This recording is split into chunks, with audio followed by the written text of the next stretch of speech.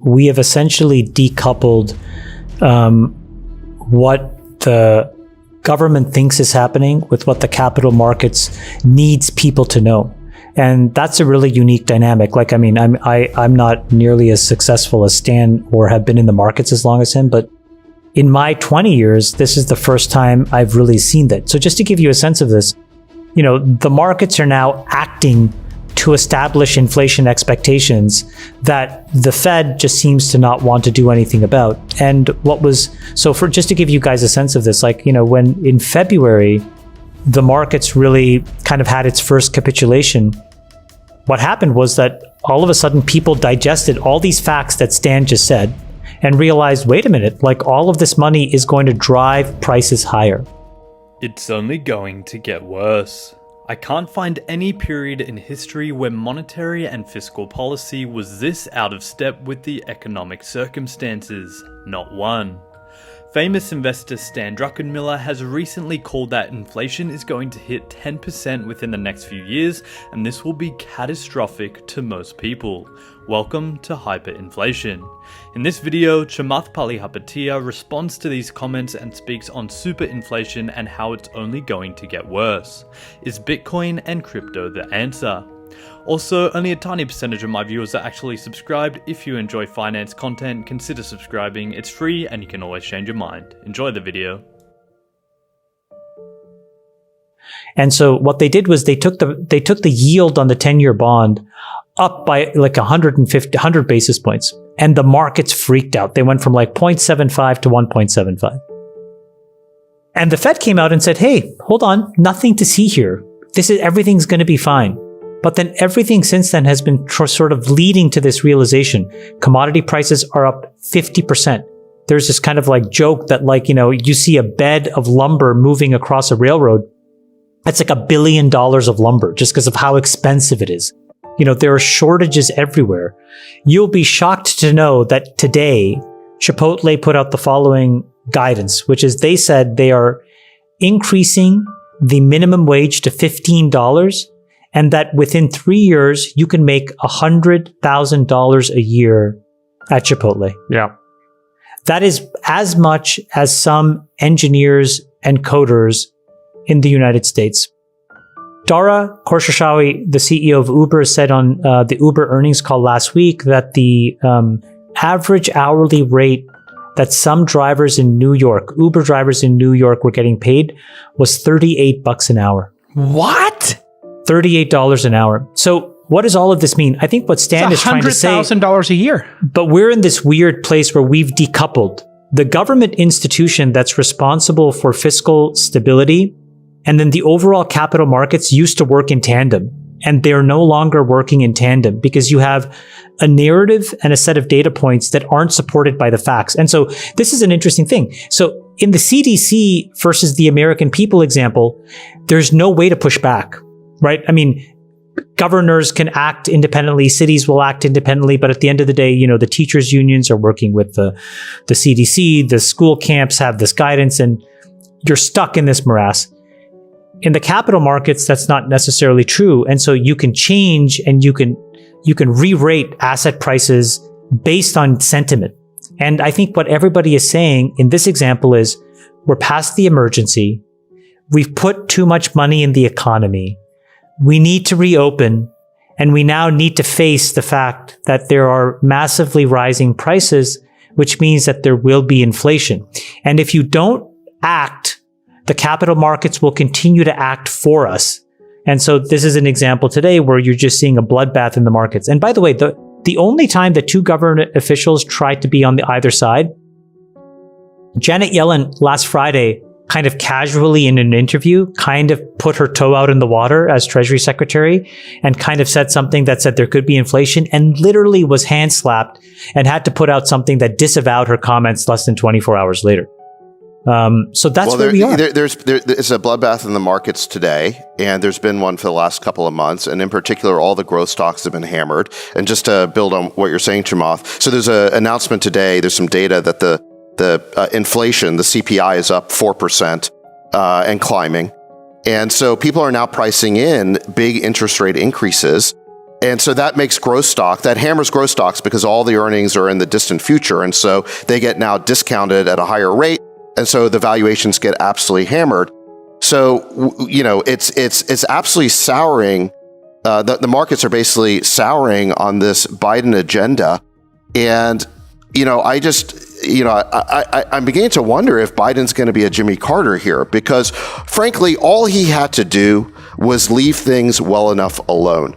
COVID was winding down. We had a vaccine. All they had to do was distribute it to as many people as possible, end COVID, let the recovery take shape. And instead, they pushed this insane $10 trillion agenda of taxes and spending that are now overstimulating the economy, that are causing inflation, that are now creating interest rate increases. No, that's not true yet. Meaning, he did do a good job on the vaccine, David. But then to your point, the federal government's posture on reopening has still been stunted. And he's proposing so much more incremental capital, which we all know probably will not be efficiently spent. And there isn't any other good ideas. And so he believes his path to re-election, which is true, is to spend and to put money into the economy. I think it's going to backfire. I think it's going to backfire massively. And to tax, right? So he's trying to offset with higher taxes on the wealthy, which from his point of view is not going to affect him. And the analysis is probably fair. It's not going to affect his voter bloc significantly. This is going to backfire massively. Look, if the economy turns, we were set for a post-COVID boom. And right now that is all at risk because, Chamath, like you're saying, they're keeping the economy closed or parts of it way too long. They then overcompensate for that by printing a ton of money, and then they overcompensate for that by raising taxes too much. Just to build on that. So that second step of their overcompensating their inability to open with money is so true, because then what happens is your labor force stays impaired because people make enough money by not working. This is the key issue right now for a lot of businesses. I mean, you have restaurants that are overbooked, cannot get servers. Jim Cramer was saying he's up to $18, per hour per servers. He's going to move it to 20. It won't make a difference because with that extra 300, I think, in federal unemployment, plus 3 to 700, I think, depending on where you are, you're now at 60, 70, 80%. And people are like, well, people will still go to work. And it's like, yeah, but you're saving commuting and you probably have side hustles and you've lowered your commute expense. So what is going to incentivize people to go back to work? We are now running a dry run with cryptocurrency and, stimulus, a UBI experiment. And the result of this UBI experiment is negative economic growth or throttled economic growth. We cannot be productive if people don't want to work and contribut. So just to your point, we need more Friday, people to go to work. So just to your point, on Friday, Montana, which was part of the federal government's, pandemic-related UI benefits program, basically said that we're canceling those benefits and we're opting out. And on top of that, I think they're now offering a $1,200 bonus to return to work. And the problem is because Montana now has a severe labor shortage, but it's not just Montana, it's every state in the union. So we have these two opposing forces, right? We have so much stimulus. We have an undermotivated labor force. We have more taxation that's also just going to be wasted. So very poor ROI. And then now we have input costs going up and prices going up to try to attract people. It's all going to drive price inflation. I think we have to stop sending people free money so they go back to work. Like, this is a very hard position to take. And we now have this occurring on a micro basis in California. We have is it true we have a $75 billion surplus this year as the city devolves?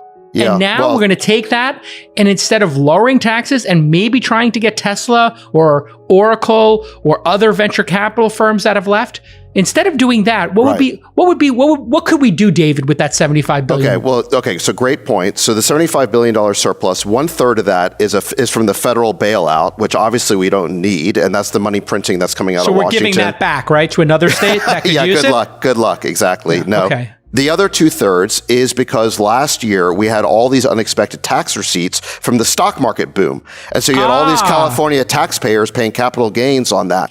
So, but what this highlights to me is, and what I wonder about is how many of those taxpayers have left the state, because we know that we had net migration loss of 182,000 in 2020. So how many of those people left the state and won't be paying taxes this year? And if Biden breaks the stock market through this insane tax and spend, then where is this surplus going to come from next year? And what this highlights to me is I think we have people in Washington and Sacramento for that matter who've lost sight of the fact that ultimately the private sector and the public sector are a partnership, because the private sector generates the largesse and the wealth to fund the public sector and to fund the creation of these public goods, to fund education, to fund law and order, to fund social programs. And they've stopped seeing it that way. They see the private sector not as something like a cow to be milked or a sheep to be sheared, but they want to skin the sheep instead of shearing it. And so they're really at risk of killing the golden goose. I guess you could put it that way. And I think that during the Clinton years, just to take a contrast, we had government spending federal government spending as a percent of GDP was between 8.5% and 22%. That was the range, and we had a boom. So when you have a federal spending as a percent of GDP around 20%, it works, right? And that doesn't mean you can't increase government spending. It just means that government spending will increase as the economy gets bigger. But what you have now is federal spending over 30% of GDP, and everything is starting to break. That's the problem. Very, very big problem.